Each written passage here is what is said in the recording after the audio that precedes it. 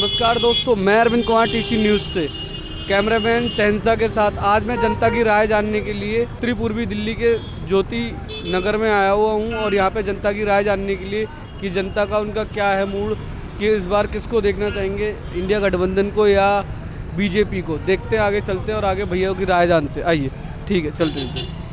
नमस्कार सर, आपका बहुत बहुत स्वागत है टीसी न्यूज़ पे। सर, सबसे पहले तो मैं आपका नाम जानना चाहूँगा। पप्पू कुमार। पप्पू जी, इस बार क्या लगता है, इस बार कौन जीतेगा 2024 के जो लोकसभा इलेक्शन है? भाई मोदी जीतेगा। जब मोदी जी जीतेंगे। हाँ। कार्ड जान सकता हूँ मैं? कारण उसने काम सारे बढ़िया करे। जैसे भाई सारे ही काम बढ़िया कर रहा है मोदी। एक दो काम गिना सकते हैं सर आप? और उसने राम मंदिर बनवा दिया भाई। अच्छा, राम मंदिर से रोजगार आ गया सर? रोजगार सभी का रोजगार सही चल रहा है, कौन भूखा मर रहा है। अच्छा, बीजेपी वो विपक्ष तो कह रहा है कि इनके राज्य में बेरोजगारी भुखमरी बहुत ज़्यादा है। कोई भूखा नहीं है, सब अच्छा, का मैं सब। बात जो दो चार क्वेश्चन है वो जानना चाहूँगा। राहुल गांधी जो हैं, उन्होंने अपनी अमेठी की सीट क्यों छोड़ी और उनकी जो पैतृक सीट है वहाँ से क्यों नहीं लड़ना चाहा उन्होंने?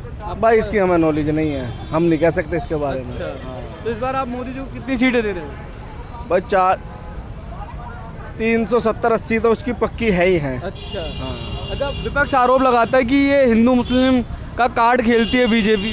कोई कार्ड नहीं खेलती, अच्छा। सब मिलजुल कर रहते हैं, कोई कार्ड नहीं खेलती बीजेपी। अब दिल्ली में जो आपकी यहाँ की जो सीट है उत्तरी पूर्वी दिल्ली, बड़ा कड़ा मुकाबला देखने को मिलेगा इस चुनाव में। क्या लगता है कौन बाजी मारेगा यहाँ से? तो वो वक्त बताएगा भाई। वैसे आपको क्या लगता है? भाई पहले से नहीं कह सकते, वो वक्त बताएगा। वैसे आपकी क्या राय है सर? हमारी कोई राय नहीं है, वक्त बताएगा जो बताएगा। अच्छा, वक्त बताएगा। अच्छा, आप चाहते हैं कि तीसरे टर्म में भी प्रधानमंत्री मोदी बन के? मोदी पक्का मोदी। विपक्ष में कोई ऐसा नेता नहीं है सर? नहीं, मोदी पक्का नेता है। बहुत बहुत धन्यवाद sir, thank you so much. इनकी राय जानने के लिए कि क्या है इनका मत, इस बार इनको क्या लगता है, किसको सपोर्ट करेंगे और किसकी जीत होगी और किसको प्रधानमंत्री बनते हुए देखना चाहेंगे। सर, सबसे पहले तो आपका टीसी न्यूज़ पर बहुत बहुत स्वागत है सर। सबसे पहले तो मैं आपका नाम जानना चाहूँगा। रोहित चौहान। चौहान साहब, इस बार क्या लगता है आपको कौन जीतेगा? यहाँ जो उत्तर पूर्वी दिल्ली की सीट है, इससे हर हाल में मनोज तिवारी जी ही जीतेंगे। वो 2 बार से जैसे पहले जीत चुके हैं और तीसरी बार भी जनता उनको बहुत ही ज़्यादा वोटों के अंतराल से जिताएगी। कन्हैया कुमार के कांग्रेस में आने से ये तो स्पष्ट हो गया है कि जो है कोई टक्कर ही नहीं उत्तर पूर्वी दिल्ली में बीजेपी की किसी से। अब टक्कर ही नहीं है, वो तो कांग्रेस तो कह रही है युवा चेहरा है वो। देखो, कहने को तो कोई कुछ भी कह सकता है, जो है कहने का तो अभिव्यक्ति की सब किसी को आज़ादी है, लेकिन ये फैसला तो जनता करेगी। और 4 तारीख को जब वोट के रिजल्ट आएंगे तो कहने वाले अपने ही आप चुप हो जाएंगे, उन्हें अभी हम क्या जवाब दें। अच्छा, विपक्ष तो कह रहा है कि मनोज तिवारी जी ने अपने एरिया में कोई काम नहीं कराया है। नहीं, विपक्ष का काम इस तरीके के लांछन लगाना होता है, लेकिन आप शाहदरा में जाके देखें, केंद्रीय विद्यालय उन्होंने बनवाया है, इसका शिलान्यास उन्होंने करा था और ये क्षेत्र में कोई केंद्रीय विद्यालय नहीं था। ये एक बहुत बड़ी उनकी उपलब्धि है और जब भी कभी ज़रूरत पड़ती है वो तो क्षेत्र में आते रहते हैं। मेरे क्वेश्चन रहेंगे आपसे, जैसे आपको पता होगा राहुल गांधी जो हैं, उन्होंने अपनी अमेठी की सीट छोड़ के और उन्होंने रायबरेली से पर्चा भरा है और आपको पता है वायनाड से भी भरा है। उनकी जो पैतृक सीट है उसको क्यों छोड़ा, क्या लगता है आपको उन्होंने इसलिए छोड़ा उसको? आप क्या कहना चाहिए? देखिए, पैतृक सीट है तो ये कोई ज़रूरी नहीं है कि उस पर ही हमेशा चलते रहें। अब पिछली बार वो अमेठी की सीट से हार गए थे, तो ये एक राजनेता का हक होता है, वो किसी भी सीट से जाके लड़ सकता है। वो तो है सर, उनकी पुश्तैनी सीट है सर, आप ये तो सोचिए। पुश्तैनी सीट है, कई बार होता है पुश्तैनी सीट को भी छोड़ना पड़ जाता है। अब वहाँ की जनता उनको इतना लगाव दे रही है। रायबरेली की भी उनकी पुश्तैनी सीट है, वहाँ से भी पहले हमारी पूर्व प्रधानमंत्री इंदिरा गांधी जी की सीट रही है, तो वो कहीं दूर नहीं गए हैं। अब अमेठी और रायबरेली में ऐसा कोई फ़र्क नहीं है। और अगर वो अमेठी की जनता ने उन्हें वहाँ पे जो है नहीं जिताया, तो वो अगर रायबरेली जाते हैं तो इसमें कोई बड़ी चीज़ नहीं है। अच्छा सर, अगला क्वेश्चन मेरा एक और है आपसे, क्या रायबरेली की सीट राहुल गांधी जी जीत पाएंगे? देखो, रायबरेली की सीट पे उनकी पुरानी सीट रही है और वहाँ पे उनके जनता का भी सपोर्ट रहा है। अब ये तो टक्कर की सीट रहेगी, ये इसका तो चुनाव के परिणाम आने के बाद में ही पता लग पाएगा कि क्या रहता है, लेकिन वो प्रबल दावेदार हैं, इसमें कोई दो राय नहीं है। अच्छा, बीजेपी बोल रही है कि इस बार यहाँ से जो आपको पता होगा उत्तरी पूर्वी दिल्ली की जो सीट है, यहाँ से जो कन्हैया कुमार जी को उतारा गया, कि बीजेपी बोलते हैं उनको एयरलिफ्ट कराया गया है और क्या बोलते हैं मतलब नया कैंडिडेट उतारा है उन्होंने, इंडिया गठबंधन ने। उन्होंने कोई पुराना चेहरा यहाँ से किसी को मौका नहीं दिया। देखो जी, मैं आपको बताऊं, कन्हैया कुमार जी को उतारने का कांग्रेस का और गठबंधन का एक जो पैतरा था, उन्होंने वो आजमा के देख लिया। उनको ये नहीं पता था। अब वो खुद सोच रहे हैं कि हमने ऐसा लोकसभा उत्तर पूर्वी से ऐसा कांग्रेस और गठबंधन ऐसा खुद सोच रही है कि हमने क्या कर दिया।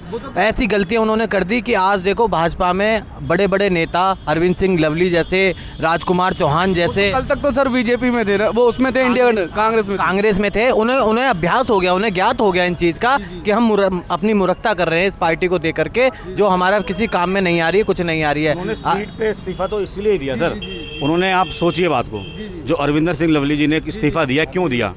उनको भी ये पता है कि एक इंडिया गठबंधन ने या कांग्रेस ने जिसने भी मिलकर के आप एक देशद्रोही को जिसको टिकट दिया है, क्या वो बढ़िया बात है? आप सर मैं एक आदमी जो देश विरोधी नारे लगाता है कि भारत के टुकड़े होंगे इंशाअल्लाह इंशाअल्लाह, खुलेआम टीवी न्यूज़ पे चैनल पे कहता है, ये कहाँ का वो है बताइए? तो ऐसा आदमी को, देशद्रोही आदमी को आप सीट दे रहे हो।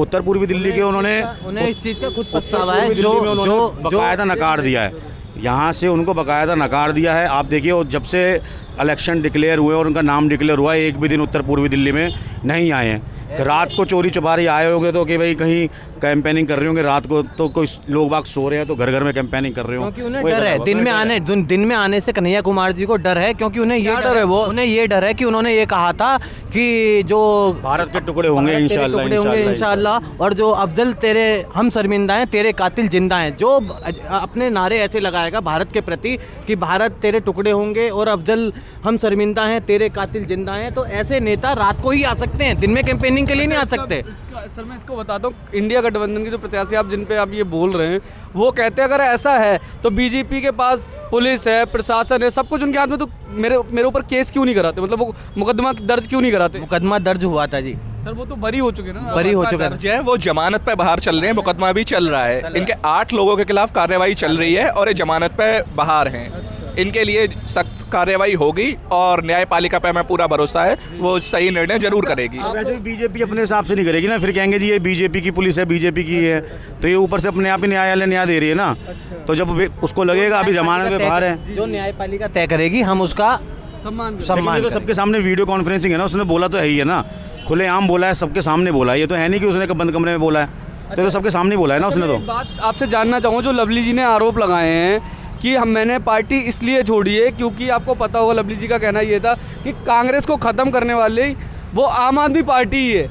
इसको लेके एक एक करके मैं आपका सबका जवाब चाहूँगा सर। ऐसी बात लवली जी की तो जी देखो, आपको पता ही है, लवली जी का अब आरोप जब छोड़नी हो पार्टी किसी को तो वो कुछ भी बोलेंगे, लेकिन उनको कहीं ना कहीं खुद भी पता है कि इन्होंने ऐसा उम्मीदवार दिया है कांग्रेस और इंडिया गठबंधन का कि एक देशद्रोही वाला ऐसा उम्मीदवार हमारे उत्तर पूर्वी दिल्ली में नहीं चलेगा। ये अरविंदर सिंह लवली जी को पता है, और वो भी एक बाहर से उठा के उन्होंने यहाँ पे एक ऐसा एक उम्मीदवार छोड़ दिया जिसको यहाँ की जनता ने बिल्कुल ही नकार दिया, तो वो उम्मीदवार चलेगा ही नहीं। लवली जी का ये सब कहने की बात है कि वो इसलिए दिया इस्तीफा, या आज से पहले आप ही आम आदमी का विरोध कर रहे थे, आज से पहले आप आम आदमी वाले वही कांग्रेस का विरोध कर रहे थे, वही शीला दीक्षित के पीछे पड़े हुए थे, वही केजरीवाल के पीछे पड़े हुए थे। अब आपस में चोर चोर मुसेरे भाई हो गए हैं, तो इनका नई दाल गल रही है। तो मेरे को तो ऐसा लगता है कि हो सकता है चुनाव आने से पहले ये गठबंधन ही अलग हो जाए, कांग्रेस अपनी सीट पर अलग उतार दे, आम आदमी अपनी सीट पर अलग उतार दे।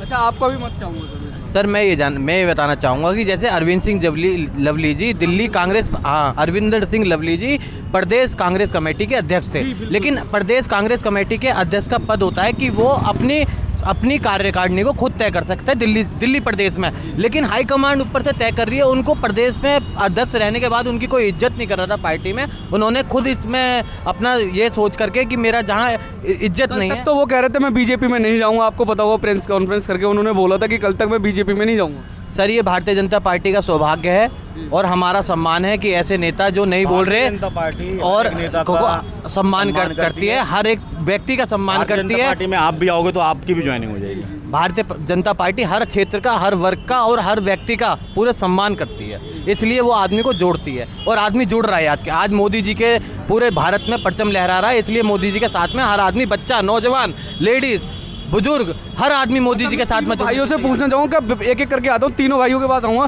क्या विपक्ष में कोई ऐसा नेता नहीं है जो प्रधानमंत्री पद का दावेदार हो? सबसे पहले तो भैया आपके पास। विपक्ष में जो कोई नेता हैंगे, ऐसा नहीं है कि उसके पास में कोई नेता नहीं है, नेता हैं जो प्रधानमंत्री के दावेदार बन सकते हैं, लेकिन कांग्रेस अभी भी वंशवाद पे चल रहा है, वो एक परिवार पार्टी को छोड़ना नहीं चाह रहा है। सर, बीजेपी में सर परिवारवाद नहीं है क्या? नहीं, बीजेपी में परिवारवाद नहीं है।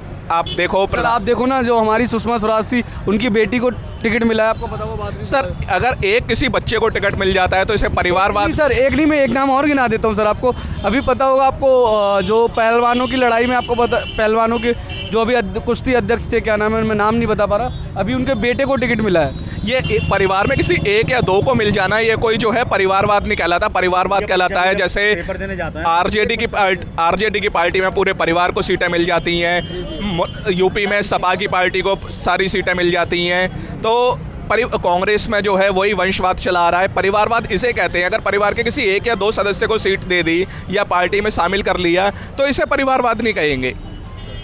अच्छा, तो आपको लगता है कि विपक्ष में ऐसा कोई नेता नहीं जो प्रधानमंत्री पद का दावेदार? विपक्ष में जो कोई नेता हैं, दावेदार हैं, उन्हें उस लेवल पे आने ही नहीं दिया जाता है। जैसे मनमोहन सिंह बहुत प्रबल दावेदार थे, पहले भी रहे हैं, और उनके पास में वो शक्तियां थीं, वो उनके नॉलेज थी कि वो भारत को बहुत कुछ दे सकते थे, लेकिन 10 साल के कार्यकाल में रहते हुए उनके हाथ में वो शक्तियाँ नहीं रहीं, जिसकी वजह से वो एक जो है साइलेंट प्राइम मिनिस्टर कहे जाते हैं।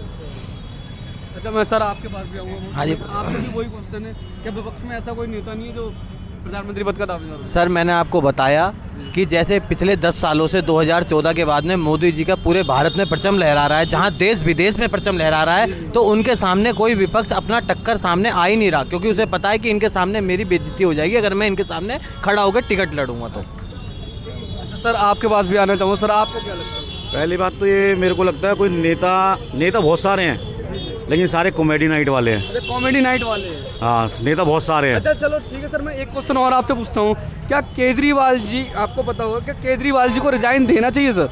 क्योंकि दिल्ली की जनता के बहुत सारे काम रुक रहे हैं, इसको लेके एक एक करके दो सारे भाइयों की राय लूँगा मैं। रिज़ाइन तो उनका बनता है। रिज़ाइन इसलिए बनता है कि कोई भी आप, चाहे आप एक जिम्मेदारी पद पे बैठे हो, ठीक है आप मुख्यमंत्री पद पे हो, लेकिन लोकतंत्र नहीं कहता कि आप जेल से सरकार चलाएंगे। वो ऐसी प्रथा चालू कर रहे हैं, कल को कोई, ये खाली मुख्यमंत्री की बात नहीं है, कल कोई MLA, कल को कोई पार्षद, कुछ भी कहीं पे भी जेल में हो सकता है, वो तो इस्तीफा नहीं देगा, वो तो वहीं से कहेगा मैं तो चला रहा हूँ सरकार। तो ये लोभ है, सीट का लालच है, ये लालच है सीट का। आप चाहे कुछ भी कहते रहो कि हमारी जनता ऐसी है, हमारी जनता बेवकूफ़ नहीं है, ये सीट का लालच है उनको, और वो छोड़ना नहीं चाह रहे हैं बस, कि वो ये चाह रहे हैं कि मेरा जो स्थान है मेरे पास रहे, इसीलिए उन्होंने पीछे अपनी धर्मपत्नी को भी मैदान में उतारा था। जी ये भी आपको पता ही है, रोड शो वगैरह कर, आप रामलीला मैदान में उन्होंने एक बहुत बड़ी सभा भी करी थी, तो जो फेल हो गई उसमें आदमी नहीं कोई आए, लेकिन उन्होंने पूरा एक, कहते हैं ना, जिसको लॉन्च करना चाहा था, तो वो लॉन्चिंग चली नहीं उनकी। मतलब आपको लगता है कि अब आम आदमी पार्टी भी परिवारवाद हो सकता है? नहीं, बिल्कुल हो सकता है। अगर नहीं हो सकता तो वो इस्तीफा दे देते ना। अब तक इस्तीफा इसलिए नहीं दे रहे ना कि और नेताओं का नंबर ना आए। आपको क्या लगता है सर, जो क्वेश्चन मैंने पूछा था भैया से, क्या केजरीवाल जी को रिजाइन दे देना चाहिए? आपको लगता है कि रिजाइन देना चाहिए? देखो, अब तो उनका इस्तीफा उन्हें अपने आप स्वीकार कर लेना चाहिए, क्योंकि जो भ्रष्ट और निकम्मी सरकार जो ये कहकर आई थी कि मैं गरीबों का साथ दूंगा, ऑटो वालों का साथ दूंगा, महिलाओं का साथ दूंगा, केवल बत्ती पानी से फ्री करने से कुछ नहीं होता, सब भाइयों के संघर्ष से, सब जीवन के साथ से होता है, मैं आपको बताऊं। तो इसलिए उनका इस्तीफा उन्हें रिजाइन दे देना चाहिए। बहुत बहुत धन्यवाद सर। मैं आपसे भी जानना चाहूँगा यही क्वेश्चन जो, देखिए, संविधान ये जो है किसी भी चीफ मिनिस्टर को अधिकार देता है कि वो रिज़ाइन देना चाहें, नहीं देना चाहें, ये उनका वैसे तो निजी फैसला है, लेकिन जब जनता के सामने 1 महीने से नहीं है तो नैतिकता के आधार पर उन्हें इस्तीफ़ा दे देना चाहिए। और दूसरी चीज़ ये भी, अभी उन पे केवल आरोप लगाए, आरोप साबित नहीं हुआ है। एक ऐसा आरोप लगाए जिसमें अपने आप को निर्दोष साबित करने का उन्हें खुद ही जो है तरीका ढूंढना पड़ेगा। अगर आरोप साबित नहीं हो रहा है, उसके बाद में भी वो अपने पास में ही मुख्यमंत्री की कुर्सी रखते हैं, तो इसमें कोई गलत भी नहीं कहेंगे। लेकिन नैतिकता के आधार पर जब पब्लिक के सामने नहीं है, अगर किसी के काम रुके तो उनके लिए इस्तीफ़ा दे देना चाहिए।